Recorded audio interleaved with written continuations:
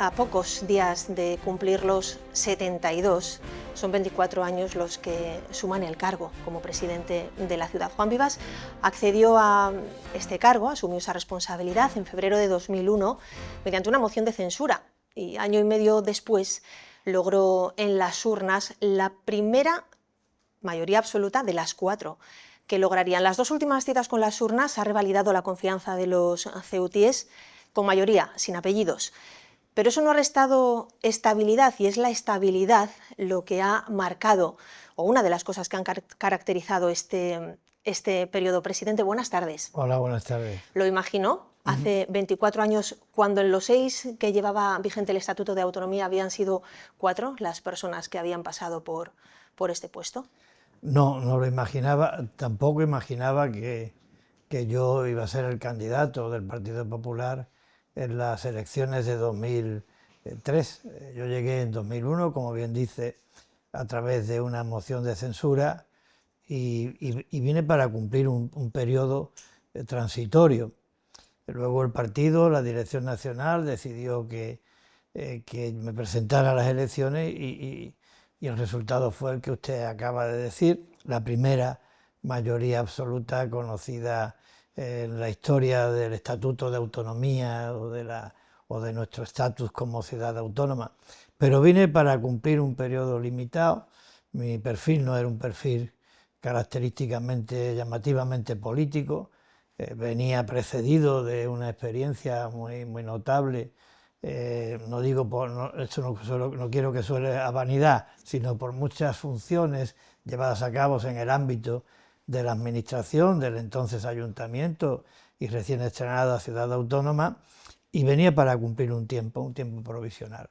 Las circunstancias hicieron que me presentara y bueno, aquella experiencia se ha prolongado durante 24 años porque así lo han querido los ceutíes, y creo que la estabilidad es un factor positivo de cara a la eficacia en la gestión, y creo que la estabilidad, como digo, contribuye a que los proyectos tengan continuidad, y los grandes proyectos requieren de más de una legislatura para poderse culminar. Incluso de más de 24 años. Hemos hecho mal la primera cuenta, eran 2 años y medio desde que accede a la presidencia hasta las primeras elecciones. El bagaje previo, como técnico, no como político, ha venido más que bien. Entre las situaciones que ha tenido que afrontar en estos casi 5 lustros ha estado la crisis económica, por ahí van los tiros, pero también ha llegado después la pandemia, la crisis de mayo de 2021. ¿En cuál de esas situaciones, presidente, no quisiera volverse a ver? ¿Y cuál ha sido la clave para afrontarlas en un escenario parlamentario cambiante, como ya hemos comentado, no siempre con mayoría absoluta? Bueno, nunca es deseable vivir situaciones límite como las que se ha referido. El hecho de tener una formación técnico-administrativa y de conocer la casa ayuda para saber si la puerta abre para adentro o para afuera, y eso también es algo relevante, pero no es determinante ni es necesario. Se puede cumplir perfectamente una función política sin necesidad de tener esa formación técnica, aun cuando debo de reconocer que también ayuda. Y yo creo que a la hora de enfrentarse a las crisis, lo importante son los intangibles, es decir, no tanto los recursos que se aplican para solventarlas, como establecer cuáles deben de ser los valores, los principios que hay que poner, hay que sacar a colación para afrontar estas crisis. Cuando vivimos, siguiendo un orden cronológico, la primera de ellas, la crisis financiera y presupuestaria, que hizo tambalearse los pilares de casi todas las administraciones públicas, estuvimos muchas al borde de la bancarrota. El valor fue apelar al gobierno de la nación, estaba presidido por don Mariano Rajoy, acerca de que Ceuta no se podía quedar desasistida, que si había alguna línea roja que establecer, de que quedara a salvo de un plan de ajuste inevitable para salvar a la economía española en su conjunto, era Ceuta, por razón del esfuerzo especial que las administraciones públicas tienen que realizar para mantener la sostenibilidad de nuestra ciudad, y se consiguió. Y a partir de ese principio que se aplicó, pues amortizamos 100 millones de euros en 4 años, y nuestro régimen económico y fiscal salió intacto de aquel momento, cuando el gobierno de la nación tenía una carta de la Comisión Europea diciendo que el régimen económico y fiscal especial de Ceuta era incompatible con la respuesta que requería aquella crisis. Luego, posteriormente, la pandemia, pues también fueron los valores. El valor de la sociedad ceutí de unirse para afrontar una situación de tanta envergadura, y también la respuesta que dio el gobierno de la nación, en este caso presidido por Pedro Sánchez, para decir, aun cuando Ceuta no tenga competencias en materia de educación y de sanidad, los fondos extraordinarios para el COVID van a ir para Ceuta.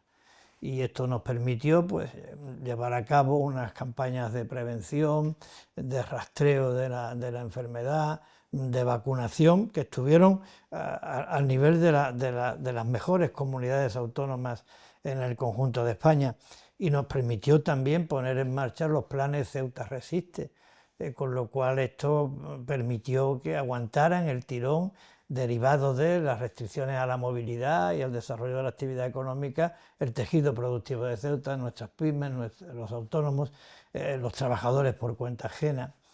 Salimos adelante de ese envite. Y luego el episodio de mayo de 2021, que nos puso el alma en vilo, pues también los valores nos sirvieron. El valor de la lealtad institucional, de la responsabilidad, del sentido de Estado, el valor de la unidad de los ceutíes para defender la cuestión fundamental de nuestra españolidad y de nuestra convivencia, rece como rece cada uno, o tenga el origen que tenga cada uno, pero todos unidos para afrontar ese envite, del que ha salido Ceuta sinceramente reforzada en cuanto a las expectativas para el futuro modelo económico, en cuanto al funcionamiento de la frontera. En última instancia, un pueblo que pasa por un trance de esa envergadura y sigue a flote, es un pueblo que tiene muchas posibilidades de futuro. Ha mencionado muchos temas de los que hablaremos en este rato, presidente. Esta es difícil, porque le voy a pedir que en la medida de lo posible sea conciso, y 24 años dan para tanto que pedir un balance de todo este tiempo, de la transformación de Ceuta desde 2001. Quizás sí se pueda ser conciso si nos cuenta qué es aquello de lo que se siente más orgulloso y aquello que le tiene más insatisfecho. Sí, pues yo creo que en la misma pregunta va la respuesta. En 24 años pues se cometen errores y también aciertos. Hay luces y también sombras. Pero creo sinceramente que, no por mí, sino por el conjunto de personas que me han acompañado durante todo este tiempo, en el gobierno y en la oposición, es decir, que en la sociedad ceutí en su conjunto, en el ámbito empresarial, en la representación sindical, en la otra administración, también muy importante, pues yo creo que de lo que me siento más positivo, más satisfecho de esta labor colectiva que entre todos hemos llevado a cabo durante todo este tiempo, pues es que el objetivo de equiparar Ceuta en los suministros y servicios esenciales al resto de España, pues creo que en gran medida se ha conseguido. También creo que se ha conseguido tener una mayor presencia institucional en el concierto nacional. También creo que se ha conseguido mejorar nuestros atractivos, nuestro régimen económico y fiscal especial. En la última demostración la tenemos en el segmento tecnológico y en concreto en el juego online, y también creo que ya nadie duda de lo que somos, ni en el resto de España ni en el resto de Europa. Ya nadie duda de que Ceuta es una parte muy importante de España y de Europa.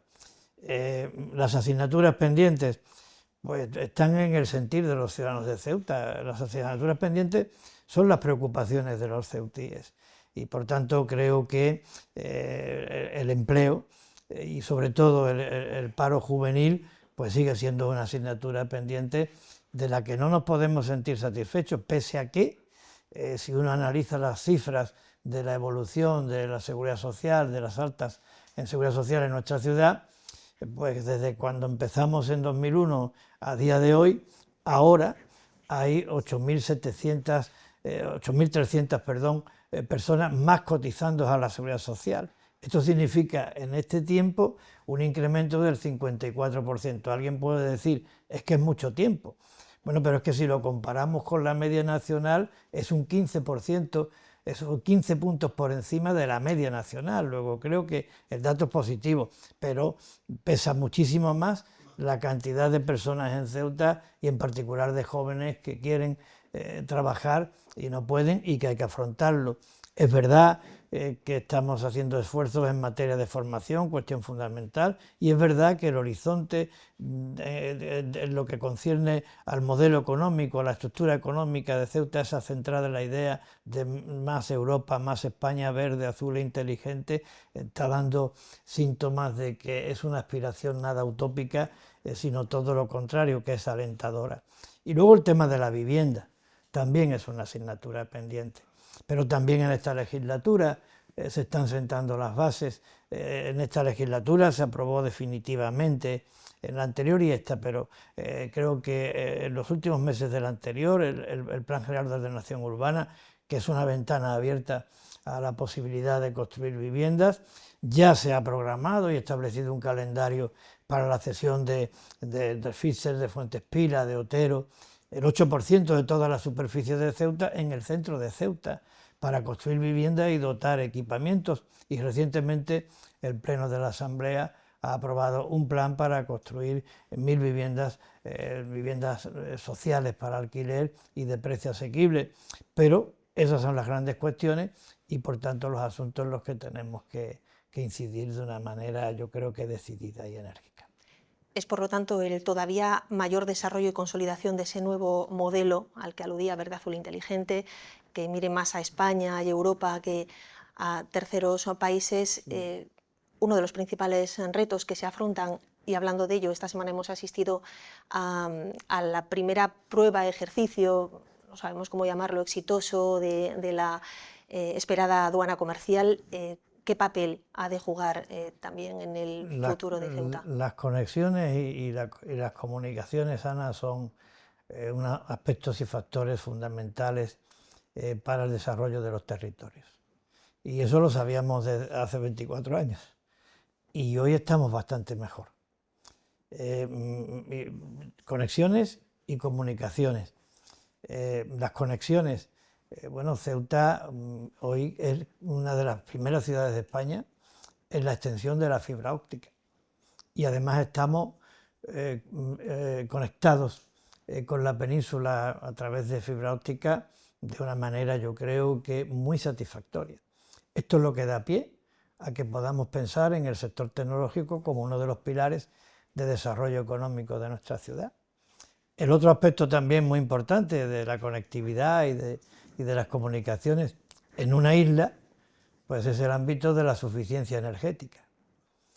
Ya se han iniciado las obras de construcción mediante el tendido de un cable submarino para la conexión eléctrica de Ceuta con el sistema peninsular, con todo lo que ello implica. Mejora la calidad del servicio, cordón umbilical, impacto positivo desde el punto de vista de las consecuencias medioambientales y desarrollo tecnológico. Otro elemento de comunicación con Ceuta son las comunicaciones marítimas y aéreas. No teníamos el helipuerto, hay helipuerto y está consolidado el enlace aéreo, y en 2026 se inaugurará una nueva estación marítima para que sigan saliendo de Ceuta un barco cada hora. Y tenemos el 75% de bonificación del precio del billete para los residentes. Nos hace falta poner más barato el precio del barco y del helicóptero para que estos múltiples e inequívocos, indiscutibles atractivos de Ceuta sean conocidos por un mayor número de personas. Y la otra conexión de Ceuta es con el país vecino, y la frontera pues no es lo que era. La frontera hoy para llegar a Ceuta, de acuerdo con la norma y con su condición de frontera europea, pues se exige el visado para entrar en nuestra ciudad. Esto ha reportado consecuencias muy positivas desde el punto de vista del orden fronterizo y el impacto en los servicios, en el funcionamiento del puerto. Hoy ya no existe el porteo, una actividad que creo que era negativa para Ceuta, aun cuando muchas personas pensaban que Ceuta no soportaría la eliminación de esta actividad. Se ha eliminado el porteo y hay más empleo en Ceuta del que había cuando el porteo funcionaba. Y por otra parte, pues nos queda la aduana comercial. Ha habido recientemente una primera experiencia que es un primer paso alentador hacia la normalización de esta frontera exterior de la Unión Europea. Por tanto, mayor conectividad desde el punto de vista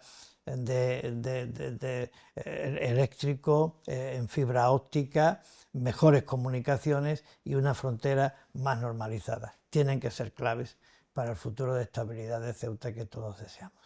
Otra de las cosas necesarias, y se lo hemos escuchado en alguna ocasión, es no solo mejorar, sino consolidar el régimen económico y fiscal, presidente. En todo lo avanzado en este tiempo, ¿cuánto nos hemos acercado al REF que usted sueña? ¿Es más lo recorrido o lo que queda pendiente de desarrollar? Siempre hay que aspirar a más, pero creo que tenemos un régimen económico y fiscal muy potente. Quizás le falte divulgación, pero cuando se pone uno en contacto con operadores en cualquier ámbito, aprecian las bondades de nuestro régimen económico y fiscal especial. En este tiempo el avance ha sido muy relevante. En este tiempo las bonificaciones, las cuotas a la seguridad social. ¿En qué tenemos que mejorar? Bueno, tenemos que volver al anterior sistema. Era más eficaz, más potente que el que tenemos ahora. Pero está ahí y también creo que es una legítima aspiración elevarla hasta el 75%. Eso es lo que queda pendiente en este ámbito que estamos comentando, porque además en los trabajos preparatorios del Plan Integral para el Desarrollo Socioeconómico se hablaba del 75%, creo que tiene que ser un objetivo. En sociedades se dio un avance importantísimo, y es que aquellas empresas que en Ceuta no cierren el ciclo mercantil en nuestra ciudad y no tengan la sede en Ceuta, puedan aprovecharse, utilizar la bonificación en sociedades, creando empleo en Ceuta, no de una manera nominal, no de una forma ficticia, sino creando empleo en Ceuta con una cantidad por cada puesto de trabajo. ¿Qué tenemos que hacer ahora? ¿Qué tenemos que procurar para consolidar ese nuevo modelo económico verde, azul e inteligente? Quitar ese tope. Es decir, que pueda haber una cantidad por cada puesto de trabajo que se cree efectivamente en Ceuta, sin limitación en cuanto a la cantidad total de la bonificación. Hemos elevado al 60% la bonificación en el IRPF. Se ha establecido una reglamentación específica para el juego que ha propiciado el que hoy en Ceuta haya más de 1000 personas trabajando de manera directa o indirecta en el juego online. El 75% de bonificación en el transporte marítimo y aéreo al que antes me refería. En el IPSI, en la parte que a nosotros nos corresponde, ha habido una rebaja considerable en el impuesto que grava el consumo, en el impuesto que grava el comercio, con la idea de fidelizar a la demanda local y también de atraer el turismo de compras. Y ahora próximamente llevaremos al Pleno una rebaja fiscal también importantísima en distintos conceptos, no solamente del IPSI, para incentivar la construcción de vivienda, que es otro de los grandes retos que tenemos planteados. Por tanto, creo que se ha hecho bastante, mucho, que tenemos un buen régimen, que hay que divulgarlo más y que hay que procurar dar el impulso definitivo para que sea, como ha sido a lo largo de la historia, un componente fundamental para el desarrollo de Ceuta. Es también una cuestión geopolítica, Ana, porque tenga en cuenta que los condicionantes que Ceuta tiene no solamente son físicos, también son geopolíticos, y por tanto es el Estado el que está llamado a dar esas respuestas geopolíticas para configurar un modelo económico, una estructura económica sólida, estable y que no dependa de decisiones que se puedan tomar por parte de terceros. Vamos a hablar de deporte, presidente. ¿Sigue yendo a caminar o frecuenta alguna de las instalaciones deportivas estrenadas en estos 24 años? Ha habido un antes y un después en esto del caminar, a partir de la operación que tuve hace un año de próstata con motivo del cáncer, Y bueno, pero no obstante sigo caminando, me encanta. Yo creo, y esto quizás también parece que pueda parecer un poco como que me gusta mucho Ceuta, que es verdad, pero creo que Ceuta ofrece unas condiciones para hacer deporte al aire libre difícilmente superables. Aquí podemos subir al monte, podemos bajar al litoral, cambiamos de bahía. Bueno, es verdaderamente maravilloso, admirable. Por eso invita a caminar, yo procuro hacerlo. Y creo que el deporte es una actividad de utilidad pública, de interés social, sobre todo por lo que significa de escuela de valores. Nos enseña a vivir respetando las reglas, al árbitro, al contrario, a vivir con afán de superación, con disciplina, a convivir, a compartir el vestuario, la pasión, el éxito y el fracaso. Por tanto, creo que hay que hacer mucho deporte y aquí le hemos intentado prestar atención. 3 instalaciones prácticamente nuevas. Una no era nueva, pero como si lo fuera, el Día Flor, ¿no?, que está recientemente inaugurado, el Guillermo Molina también, la pista de atletismo, y a eso se le une pues la remodelación de los 3 campos de fútbol y las muchas pistas que se han llevado a cabo en nuestras barriadas. Se ha incrementado también el ámbito de las escuelas deportivas, de los eventos y algunos de proyección nacional, gracias a la Comandancia General, como es la Cuna de la Legión o el Desafío de los 300. Ceuta es una ciudad deportiva, sin duda alguna, gracias también a nuestros deportistas y gracias a esas muchas personas que sin pedir nada a cambio disfrutan viendo a nuestros jóvenes y adolescentes, a nuestros niños y niñas haciendo deporte. Ha hablado ya de la belleza natural de Ceuta, está la otra, la del patrimonio cultural. También ha habido esfuerzos notables en estos tiempos. Es larga la lista de realizaciones. Podríamos hablar de la Basílica Tardorromana, de la Puerta Califal, bueno, incluso incluir las bibliotecas en 2, nada más y nada menos. Sin embargo, presidente, sigue habiendo voces críticas, sigue habiendo quien considera que no ha tenido suficiente sensibilidad con respecto a esta cuestión y quien recuerda que pendiente está de actuación pues el Castillo de San Amaro, que no se ha hecho todo lo que merecen las murallas meriníes. ¿Son críticas razonables? ¿Son críticas injustas? ¿Qué le parece? No, son críticas razonables, porque un pueblo que no cuida su patrimonio no está cuidando sus raíces, no está cuidando su historia, y creo que Ceuta tiene tanta. Ceuta es uno de los lugares del mundo más apasionantes que pueda uno encontrarse, porque estamos en la calle real del mundo, porque formamos parte del círculo mágico del Estrecho, y porque por aquí han pasado todas las culturas y civilizaciones dejando huellas que el Mediterráneo ha conocido. Por tanto, es una obligación hacerlo. No me gusta poner en mal lugar lo que nos encontramos, porque bueno, cada uno se encuentra con sus limitaciones, pero es verdad que estaba muy abandonado el patrimonio. Yo tengo una imagen que no olvidaré, y era la Casa de los Dragones cayéndose.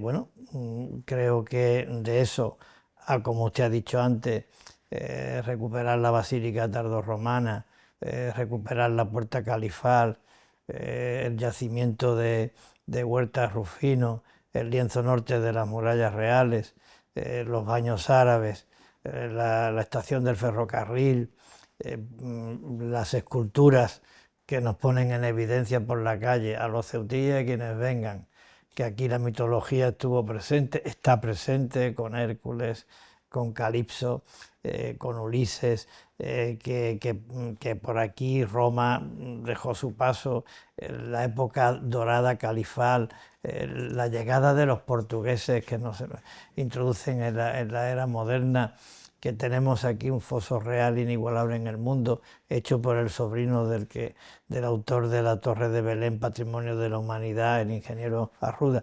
Quiero decir que se ha hecho mucho, pero es verdad, todo lo que sean críticas a lo que queda por hacer están más que justificadas. Y tiene que ser un objetivo poner las murallas meriníes como se merecen, recuperar el castillo de San Amaro, el almacén de abastos de Intendencia, tiene que ser un objetivo, y yo estoy convencido de que en esta o en las próximas legislaturas esas actuaciones se llevarán a cabo, porque cada vez hay una conciencia más generalizada, afortunadamente, en la sociedad ceutí de la riqueza que tiene el patrimonio histórico y cultural de nuestra ciudad.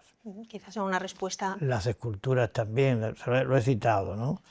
Ha hablado de la mitología. No, sí. la mitología, la historia y el carácter de plaza militar, no lo olvidemos. Nos sentimos orgullosos de rendir un homenaje permanente a quienes, siendo fieles al juramento que empeñaron, están dispuestos a darlo todo por la patria, y eso también se ve en nuestras calles. Ya que cita a los militares, presidente, antes se ha comentado en una pregunta anterior lo que ya podemos denominar o calificar como un logro después de que legislatura tras legislatura peleara por conseguir esa cesión de suelos de defensa. Todavía no está, pero serán 100.000 metros cuadrados prácticamente los que tenga la ciudad. Si tuviera ahora 24 años por delante. Bueno, menos. Es decir, yo creo que esto se verá hecho una realidad antes. Esperemos que no me refiero a tener la titularidad, sino a antes, todo el desarrollo que puede permitir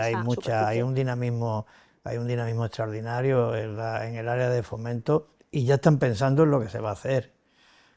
Quiero decir que finales de 2026, principios de 2027, cuando se entregue ese patrimonio tan importante, respecto del que le voy a hacer un comentario, ya estarán dibujadas las actuaciones que ahí quieren llevarse a cabo, fundamentalmente vivienda y equipamientos colectivos comunitarios para el disfrute de los ceutíes.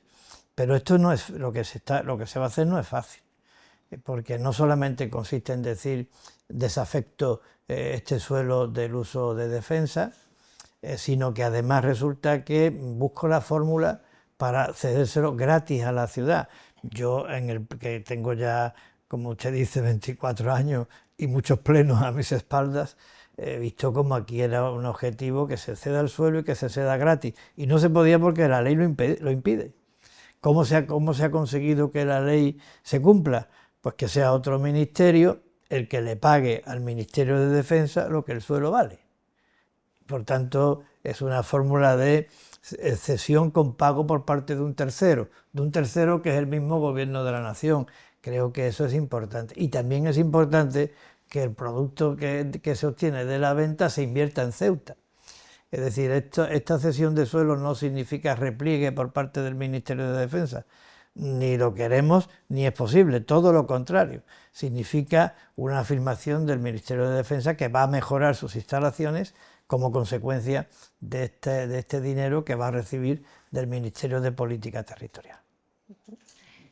¿Y si se hubiera encontrado esos casi 100.000 metros cuadrados cuando empezó? Bueno, pues ya vamos a hacer... ¿Qué tipo de equipamientos son los que están...? Una película.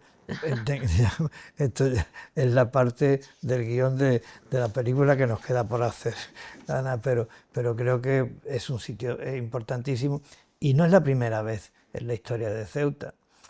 Cuando se realiza el repliegue de la parte del ejército español que estaba en el protectorado y viene a Ceuta, se construyen las puertas del campo. Las puertas del campo en Ceuta es un concepto, es decir, no es solamente un espacio físico. Todas las casas de las puertas del campo, los acuartelamientos, todo es fruto en gran medida de ese repliegue. Pues yo creo que ahora hay que aprovechar eso para replicar aquella actuación que se hizo sobre la década de los 50, 60 del siglo pasado. Entonces, eso mismo hay que replicarlo, hay que construir viviendas, hay que construir equipamientos, dotaciones, colegios, instalaciones deportivas, zonas verdes, jardines. La verdad es que yo me imagino y yo espero verlo, porque, como le digo, estará diseñado a mediados del 27 y Dios me dé vida para poderlo ver. Eso será un impulso muy importante para nuestra ciudad. Hemos hablado del modelo económico por el que se está apostando, presidente. Parte de los ámbitos que incluye requieren del talento que hay en Ceuta, lo ha defendido muchas veces. Y eso no es incompatible con otra realidad que también se da, más allá de las competencias que tenga cada administración, que es el hecho de que el índice de fracaso escolar sigue siendo más alto de lo deseado en la ciudad. Partiendo de lo que decíamos, no es competencia estricta de la ciudad autónoma, pero por lo hecho, por lo negociado, ¿hay algo que cambiaría, hay algo que debiera haberse hecho de otra manera? ¿Qué reflexión le cabe hacer después de todo el empeño en este tiempo por mejorar esa circunstancia sin que se haya conseguido? Bueno, yo creo que hay que seguir insistiendo. La formación es la clave y hay que abrir el campo también. Y creo que lo estamos haciendo porque es verdad que hay que tener una formación académica básica, es fundamental, pero también es verdad que las manifestaciones del talento a la hora del emprendimiento y de la incorporación y de la inserción laboral no van directamente asociadas al nivel académico que se tenga. Esto es una realidad de nuestro tiempo. Entonces, el otro día en un acto decía, con motivo de una de las actuaciones yo creo que más relevantes que se han llevado a cabo en Ceuta, que es el Centro del Ángulo, en colaboración con la compañía Telefónica, me parece que el director territorial de Telefónica decía que había 100.000 puestos de trabajo en España que no se podían cubrir, porque no había personal especializado. Pues yo creo que en eso nos tenemos que basar. Yo tengo muchas esperanzas en que se consume este proyecto ilusionante de una Ceuta verde, azul e inteligente, porque creo que se dan las condiciones. También lo decía el otro día y usted me da la oportunidad de repetirlo. Ceuta ha tenido siempre el hándicap del posible aislamiento, ¿no? Del coste que llevaba aparejado para la actividad económica la separación física de la península y la gran fortaleza del régimen económico y fiscal especial. Bueno, pues ahora el hándicap se ve eliminado como consecuencia de nuestra conexión con fibra óptica, como consecuencia de todo lo que se exporta y todas las necesidades que se atienden a través de los servicios por vía online, y sin embargo desde aquí, sin tener que pagar peaje, sin tener que pagar costes de transporte, sin tener que pagar aranceles, se pueden exportar servicios que se vean beneficiados del régimen económico y fiscal especial. Evidentemente, una de las llaves para que esto ocurra es que haya formación y ahí hay que insistir. El plan integral aprobado en octubre de 2022 contempla una medida muy ambiciosa que es construir en Ceuta la ciudad de la formación. Creo que eso se tiene que apostar decididamente porque eso es muy importante, al margen de las oportunidades que también genera la economía del conocimiento. Desde aquí prestar servicios de enseñanza y que vengan otras personas a cumplir con esas necesidades formativas en sectores en los que puedan encontrar empleo. Y el puerto, que el puerto está haciendo una magnífica labor, Ana, tanto desde el punto de vista de su localización singular en el ámbito de la oferta comercial, nada más que hay que ver cómo está el Cañonero Dato y cómo se está poniendo y qué obras hay. La integración, conexión del puerto ciudad, con ese proyecto también ambicioso y muy notable y que veremos en esta legislatura iniciado, que es la conexión de Cañonero Dato con las Puertas del Campo, la electrificación de los muelles que nos sitúa en una posición de vanguardia y la concepción estratégica de ser un puerto de prestaciones complementarias en un lugar estratégico y privilegiado que es el Estrecho entre los dos grandes puertos de Algeciras y de Tanger-Més. ¿Ha llegado a donde debía el puerto para cumplir el papel que se le ha asignado en el desarrollo de Ceuta, partiendo de que no pasaban tantos barcos en 2001, si nos remontamos 24 años atrás, como ahora, que se mire por donde se mire, tanto en habituallamiento, buques, pasajeros, está en el top 5 del país, está donde debía estar? Le queda, pero se están haciendo las cosas muy bien. Es decir, ha crecido mucho y sobre todo, como siempre, hablábamos al principio en una de las preguntas, lo intangible. Tiene un proyecto viable, razonable, para encontrar nuevas oportunidades, nuevos tráficos, nuevos yacimientos de actividad. Es alentador también lo que está ocurriendo en el puerto. Sobre el desarrollo urbano, presidente, no sé si la respuesta que nos daba cuando hemos hablado del patrimonio cultural serviría también para esta, porque es mucho lo que se ha hecho, muchas obras, desde circunvalaciones, nudos de comunicación inexistentes, la puesta en valor del propio centro histórico de la ciudad. Pero han quedado cosas pendientes. No sé hasta qué punto le revuelve ver la estrecha acera de la Marina, por ejemplo, por decir una, bueno, o que hayamos dejado de hablar de Arroyo Paneque. Sí, bueno, es cuestión de oportunidad, ¿no?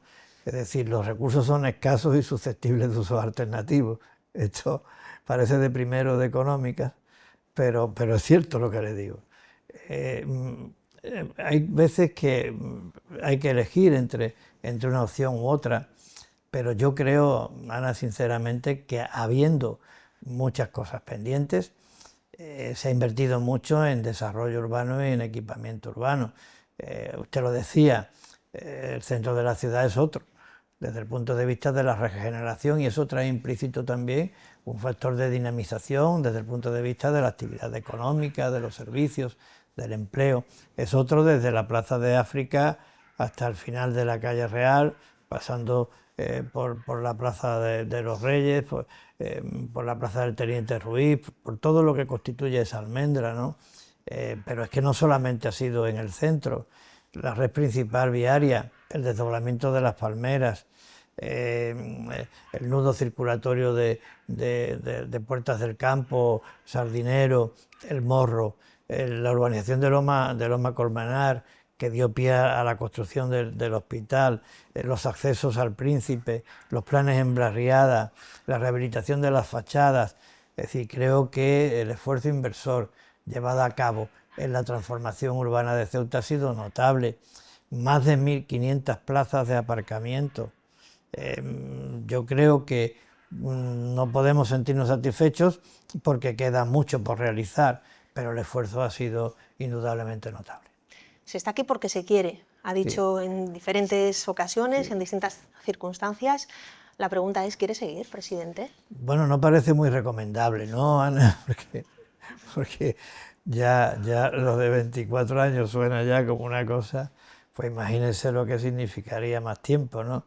Esto no es recomendable y, bueno, lo que sí es verdad es que en su momento comunicaremos la decisión tomada y lo haremos en el momento que creamos más oportuno y más beneficioso para Ceuta. Pero la continuidad no parece algo que sea recomendable. Eso es una pregunta de respuesta abierta. Bueno, ya cada uno que la califique como quiera, Ana. No es nada recomendable. Pues muchísimas gracias, presidente, por celebrar este aniversario con Radio Televisión Ceuta. Bueno, felicidades por esos 24 años. Muchísimas gracias a ustedes por el trato que me han dispensado durante estos 24 años. La televisión yo creo que también tiene 24 años, quizás tenga más, porque recuerdo que en mi etapa de Procesa dimos el primer paso. Por tanto, también ha vivido estos 24 años, tiene un archivo completo para poner la película de los mismos. Y también yo le quiero dar las gracias a los ceutíes, porque han sido la principal motivación. Y siguen siendo y serán hasta el último día la principal motivación.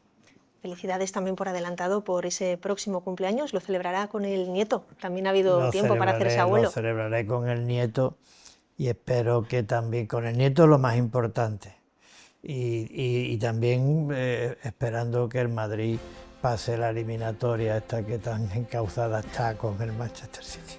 Pues muchas gracias. Sin que se enfade nadie. Muchas gracias, presidente. Muchas gracias a ustedes también por acompañarnos. Esperamos que haya sido de su interés. Gracias y buenas tardes.